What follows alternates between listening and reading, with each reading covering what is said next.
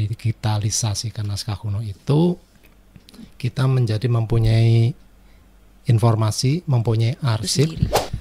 Untuk saat ini kami belum bisa menayangkan itu, kemudian mengedukasi ke masyarakat bahwa naskah kuno itu tadi menjadi aset warisan budaya yang sangat penting.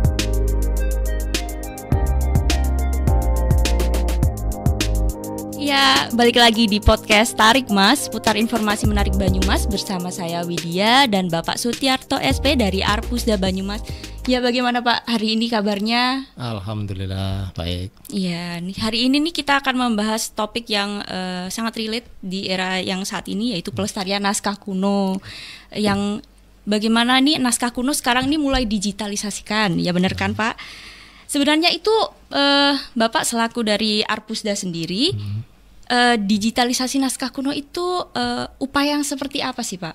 Ya, digitalisasi naskah kuno merupakan upaya kami untuk melestarikan naskah kuno. Iya. Karena dengan mendigitalisasikan naskah kuno itu kita menjadi mempunyai informasi, mempunyai arsip yang akan bisa kita sampaikan ke masyarakat. Benar. Selain itu, secara fisik dengan digitalisasi ini juga secara tidak langsung juga menjaga kelestarian naskah kuno. Karena apa?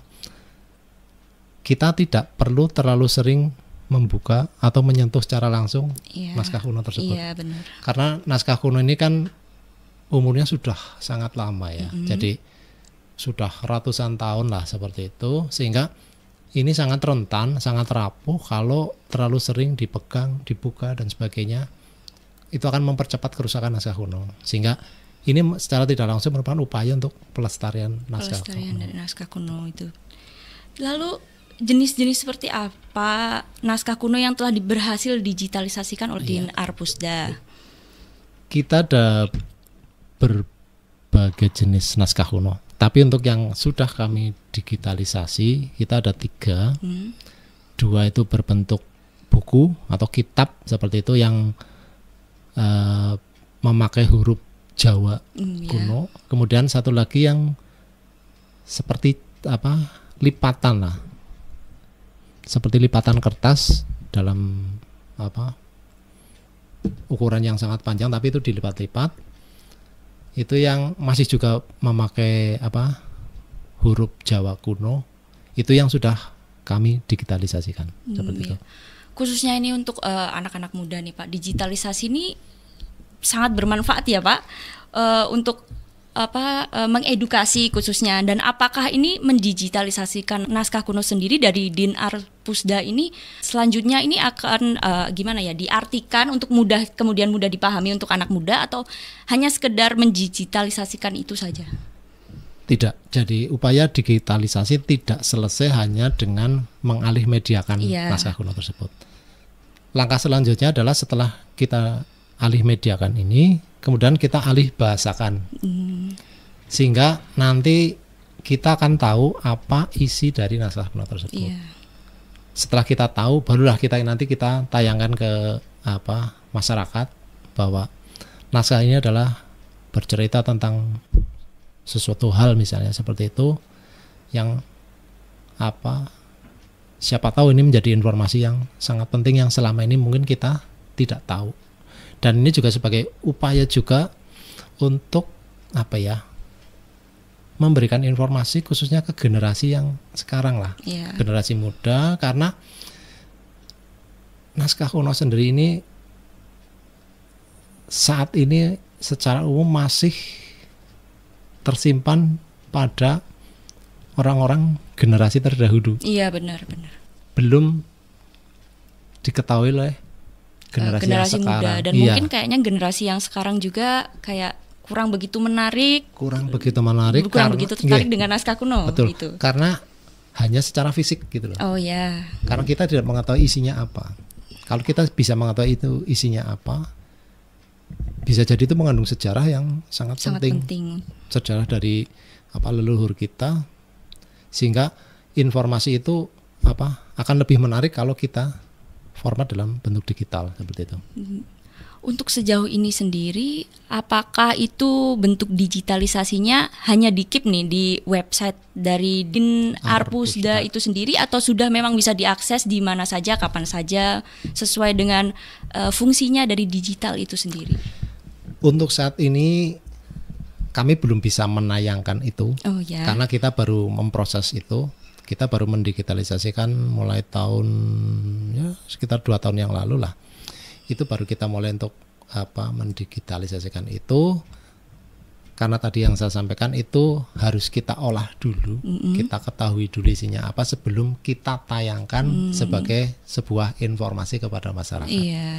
Nanti pada saatnya kita akan sampai ke tahap itu untuk kita tayangkan ke masyarakat, sehingga masyarakat akan tahu loh, ini loh ada naskah kuno yang bercerita tentang ini, atau mungkin masyarakat pengen meriset atau mempelajari tentang itu, bisa nanti ada saatnya sampai ke tahap itu. Berarti emang udah banyak, tapi emang karena terlalu banyak itu jadi butuh waktu yang lebih lama. Betul. Dan lain-lain. Dan ini mungkin perlu saya sampaikan juga, karena tadi saya sampaikan naskah kuno ini kan memakai huruf Jawa kuno. Dan ini kan ahli-ahli itu kan tidak banyak. Iya, benar. Kita sendiri juga belum punya ahli itu. Saya sendiri juga tidak bisa membaca huruf Jawa seperti itu. Jadi itu perlu pengkajian yang mendalam, sehingga memang tidak mudah dan butuh waktu seperti itu untuk bisa mengalih bahasakan sekaligus menerjemahkan. Karena terkadang meskipun sudah kita alih bahasakan dari katakanlah huruf Jawa itu ke huruf Latin, tapi makna di dalam itu sendiri kan kadang kita belum paham. Jadi itu masih ada perlu penafsiran lagi seperti itu. Sehingga proses ini memang panjang untuk mengkaji sebuah naskah kuno seperti itu. Begitu. Udah bekerja sama siapa aja nih Pak sejauh ini? Kalau yang kami sudah bekerja sama khususnya untuk pelestarian naskah kuno tentunya dengan pemilik naskah kuno itu sendiri. Kemudian kita juga dengan dinas namanya Arpusda Provinsi, juga dengan Perpusnas. Perpusnas. Ya, mereka lah yang punya sumber daya untuk seperti untuk melestarikan. Kemudian kayak Perpusnas juga mempunyai filolog yang bisa untuk membaca itu.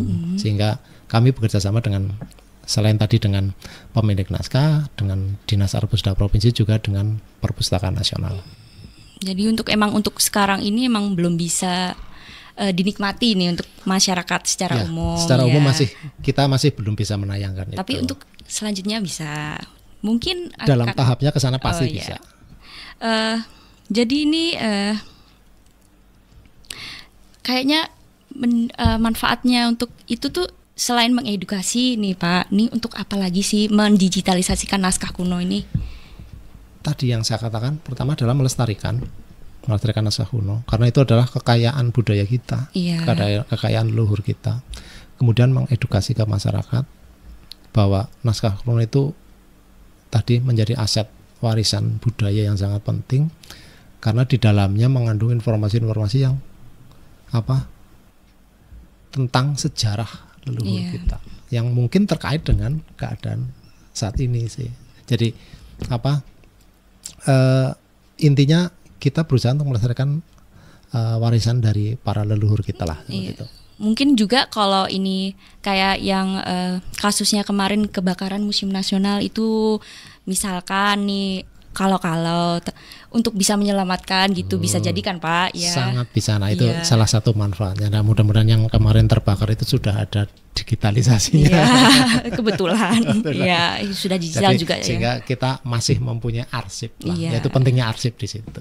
Mungkin segitu dulu Pak untuk hari ini tentang pelestarian naskah kuno bersama Pak Sutiarto dari Arpusda Banyumas. Kita bisa jumpa lagi di podcast Tarik Mas selanjutnya, dan sampai jumpa ya Pak. Terima kasih.